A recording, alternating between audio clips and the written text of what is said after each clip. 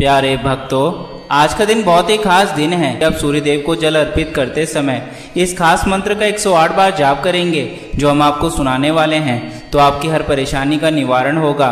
यह मंत्र सबसे विशेष माना गया है कि किसी कारण से आप इस मंत्र का 108 बार जाप करने में असमर्थ हैं तो इसे अपने मोबाइल में लगाकर आज के दिन चलाएं। यह खास दिन आपको धनवान बना सकता है, इसलिए ऐसे मौके को हाथ से मत जाने देना। तो चलिए इस मंत्र की शुरुआत करते हैं। गुरुर्देवो गुरुर्धर्मो गुरो निष्ठा परम तपः गुरो परतरं नास्ति त्रिवारं कथयामि ते। गुरुर्देवो गुरुर्धर्मो गुरो निष्ठा परम तपः गुरो परतरं नास्ति त्रिवारं कथयामि ते। गुरुर्देवो गुरुर्धर्मो गुरो निष्ठा परम तपः गुरो परतरं नास्ति त्रिवारं कथयामि ते। गुरुर्देवो गुरुर्धर्मो गुरो निष्ठा परम तपः गुरो परतरं नास्ति त्रिवारं कथयामि ते।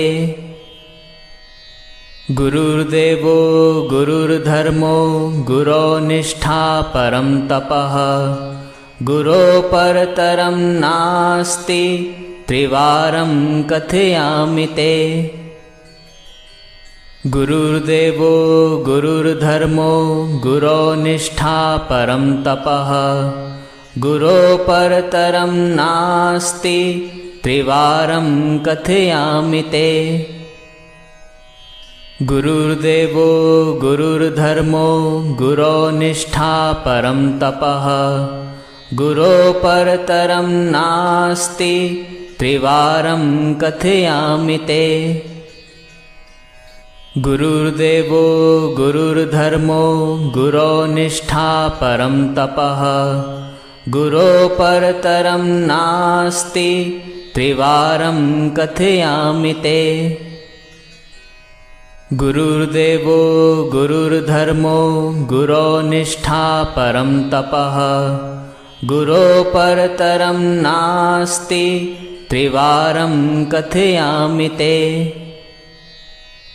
गुरुर्देवो गुरुर्धर्मो गुरो निष्ठा परम तपः गुरो परतरं नास्ति त्रिवारं कथयामि ते। गुरुर्देवो गुरुर्धर्मो गुरो निष्ठा परम तपः गुरो परतरं नास्ति त्रिवारं कथयामि ते। गुरुर्देवो गुरुर्धर्मो गुरो निष्ठा परम तपः गुरो परतरं नास्ति त्रिवारं कथयामि ते।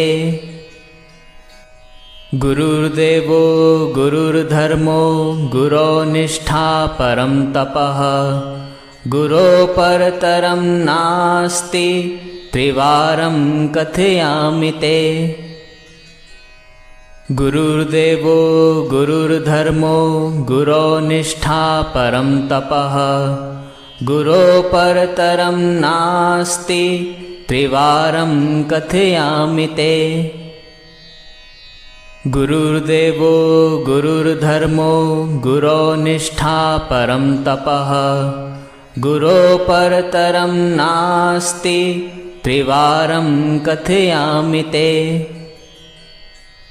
गुरुर्देवो गुरुर्धर्मो गुरो निष्ठा परम तपः गुरो परतरं नास्ति त्रिवारं कथयामि ते।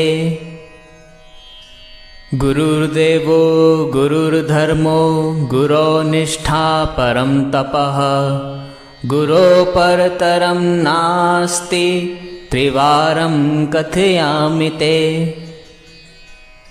गुरुर्देवो गुरुर्धर्मो गुरो निष्ठा परम तपः गुरो परतरं नास्ति त्रिवारं कथयामि ते।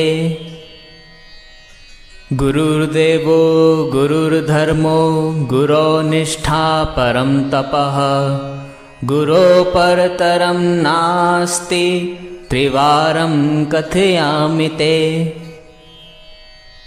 गुरुर्देवो गुरुर्धर्मो गुरोर्निष्ठा परं तपः गुरोः परतरं नास्ति त्रिवारं कथयामि ते। गुरुर्देवो गुरुर्धर्मो गुरोर्निष्ठा परं तपः गुरोः परतरं नास्ति त्रिवारं कथयामि ते। गुरुर्देवो गुरुर्धर्मो गुरोर्निष्ठा परं तपः गुरोः परतरं नास्ति त्रिवारं कथयामि ते। गुरुर्देवो गुरुर्धर्मो गुरोर्निष्ठा परं तपः गुरोः परतरं नास्ति त्रिवारं कथयामि ते। गुरुर्देवो गुरुर्धर्मो गुरोर्निष्ठा परं तपः गुरोः परतरं नास्ति त्रिवारं कथयामि ते। गुरुर्देवो गुरुर्धर्मो गुरोर्निष्ठा परं तपः गुरोः परतरं नास्ति त्रिवारं कथयामि ते। गुरुर्देवो गुरुर्धर्मो गुरोर्निष्ठा परं तपः गुरोः परतरं नास्ति त्रिवारं कथयामि ते। गुरुर्देवो गुरुर्धर्मो गुरोर्निष्ठा परं तपः गुरोः परतरं नास्ति त्रिवारं कथयामि ते। गुरुर्देवो गुरुर्धर्मो गुरोर्निष्ठा परं तपः गुरोः परतरं नास्ति त्रिवारं कथयामि ते।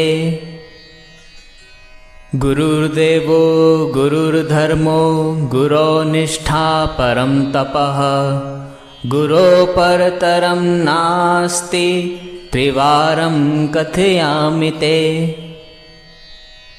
गुरुर्देवो गुरुर्धर्मो गुरोर्निष्ठा परं तपः गुरोः परतरं नास्ति त्रिवारं कथयामि ते। गुरुर्देवो गुरुर्धर्मो गुरोर्निष्ठा परं तपः गुरोः परतरं नास्ति त्रिवारं कथयामि ते। गुरुर्देवो गुरुर्धर्मो गुरोर्निष्ठा परं तपः गुरोः परतरं नास्ति त्रिवारं कथयामि ते। गुरुर्देवो गुरुर्धर्मो गुरोर्निष्ठा परं तपः गुरोः परतरं नास्ति त्रिवारं कथयामि ते। गुरुर्देवो गुरुर्धर्मो गुरोर्निष्ठा परं तपः गुरोः परतरं नास्ति त्रिवारं कथयामि ते।